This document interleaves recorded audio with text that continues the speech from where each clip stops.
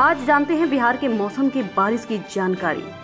चलिए आपको बताते हैं कि आपके जिले में कैसा मौसम रहेगा। बिहार में बारिश कब होगी और गर्मी व उमस से राहत कब मिलेगी, इसे लेकर मौसम विभाग की ओर से बड़ी जानकारी है। बिहार में मानसून की रफ्तार धीमी हो चुकी है। गर्मी और उमस का सामना लोगों को करना पड़ रहा है। इसी बीच शुक्रवार को कुछ जगह हल्की फुल्की बारिश भी हुई, जिससे राहत मिली है उमस से।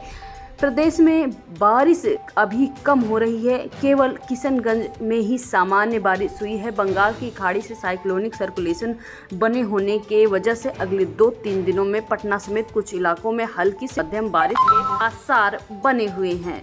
शुक्रवार को बिहार के कुछ जिलों में हल्की बारिश हुई। मौसम विज्ञान केंद्र पटना की ओर से कुछ जिलों के लिए चेतावनी जारी की गई है। शनिवार की सुबह के लिए बक्सर, भोजपुर, सारण, पटना समेत कुछ इलाकों में हल्की मध्यम बारिश दर्ज हुई और साथ ही वज्रपात की चेतावनी भी थी। खगड़िया, मुंगेर, जमुई, बांका, भागलपुर, रोहतास, कैमूर, औरंगाबाद, अरवल के कुछ इलाकों में आकाशीय बिजली भी गर्जना के साथ हुई।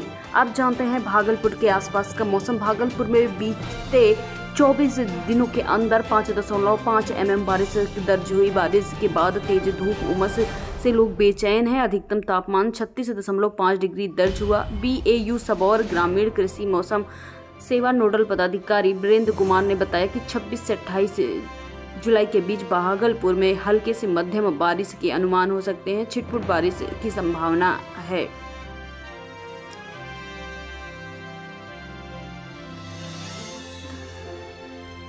वहीं पटना की बात की जाए तो वेतन बढ़ोतरी को लेकर प्रदर्शन कर रहे थे PT टीचर पर लाठी चार्ज। वेतन बढ़ाने व नियमित मांग करने को लेकर प्रदर्शन पर PT टीचर पर पुलिस ने सचिवालय के पास लाठियां बरसाई और विश्वेश्वरैया भवन तक खदेड़ दिया।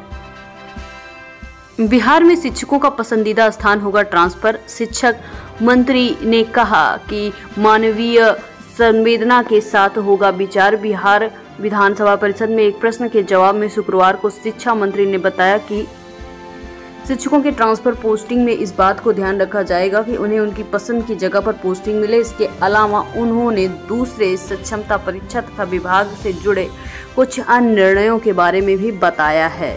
बिहार विधानमंडल का मानसून सत्र जारी है, जहां शुक्रवार को विधान परिषद में भाजपा के नवल किशोर यादव ने एक सवाल के संदर्भ में शिक्षा मंत्री सुनील कुमार को कहा कि दिव्यांग महिला और शिक्षक पति पत्नी के ट्रांसफर या पोस्टिंग के दौरान उनकी सुविधा अनुसार उन्हें एडजस्ट करने की कोशिश की जाएगी।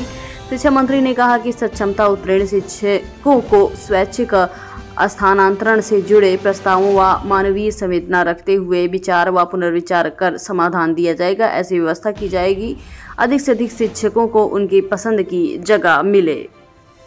पूर्णिया में 2 करोड़ की लूट पर पप्पू यादव भड़के, कहा अनुमति दे 24 घंटे में अपराधियों को कर दूंगा सफाया। पूर्णिया सांसद पप्पू यादव ने तनिष्क शोरूम में दिन दहाड़े हुई लूट को लेकर पुलिस पर निशाना साधा है। उन्होंने सोशल मीडिया पर अपना गुस्सा जाहिर किया है और पुलिस पर कई आरोप भी लगाए हैं।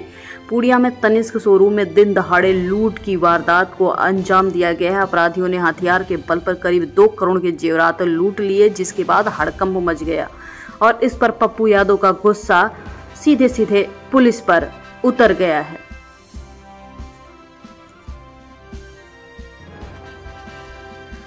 चौदह साल में मोदी जी देश और नीतीश जी बिहार बसा दिए क्या, राबड़ी देवी ने कहा। इतिहास बदला जा रहा है।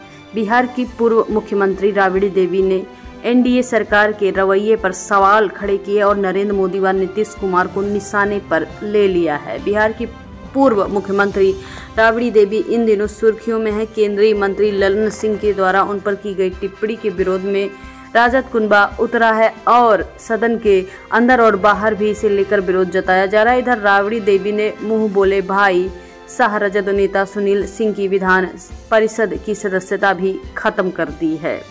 सरकार पर इतिहास बदलने का आरोप है। मीडिया से बातचीत के दौरान राबड़ी देवी ने NDA सरकार को जमकर घेरा। इतिहास बदलने का आरोप लगाते हुए उन्होंने कटाक्ष भी किया और पूछा कि अगर पहले की सरकार में कुछ काम किया नहीं है तो 14 साल में नरेंद्र मोदी और नीतीश कुमार ने बिहार को क्या बसा दिया। 2 लीटर शराब पकड़कर खुद को शेर समझ रही है पुलिस। 26 अगस्त तक लड़की बरामद नहीं करने पर भोजपुर के SP सहित सभी संबंधित पुलिसकर्मी को कोर्ट में रहने का आदेश। 11 महीने से गुमशुदा नाबालिग लड़की का पता नहीं चल पा रहा है। भोजपुर जिला पुलिस को फटकारते हुए हिदायत दे रही है।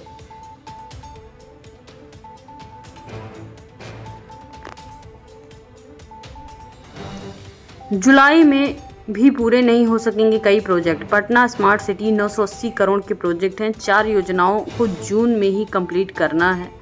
पटना स्मार्ट सिटी लिमिटेड के प्रोजेक्ट को 980 करोड़ रुपए के हैं। केंद्र व राज्य सरकार पटना स्मार्ट सिटी को 733 करोड़ 50 लाख रुपए मिल चुके हैं। इसके तहत 44 योजनाओं को पूरा करना है। इसमें प्रमुख 4 योजनाओं को जून 2024 में पूरा किया जाना था। इसके बावजूद भी कार्य अब भी गति के लिए आगे बढ़ा नहीं है।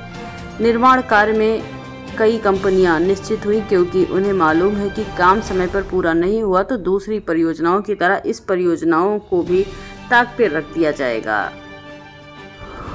श्रावणी मेला में 1.5 लाख मंत्र का जाप कर गुजरात से बाबा धाम पहुंचता है कांवरिया का जत्था। 45 वर्ष से लगातार आ रहे हैं बाबा धाम। एक ऐसा कांवरिया जत्था जो घर से चलने के बाद बाबा धाम तक 1.5 लाख मंत्र का जाप करते हैं। कांवरियों का जत्था 45 वर्षों से लगातार गुजरात से बाबा धाम के लिए रवाना होते हैं।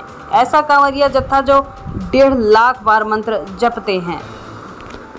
संघ के संचालक अशोक बिहारी ब्रह्मचारी ने कहा कि ये जत्था 45 वर्षों से लगातार चलता जा रहा है। साथ में नहीं रहती कोई महिला कांवड़िया सदस्य।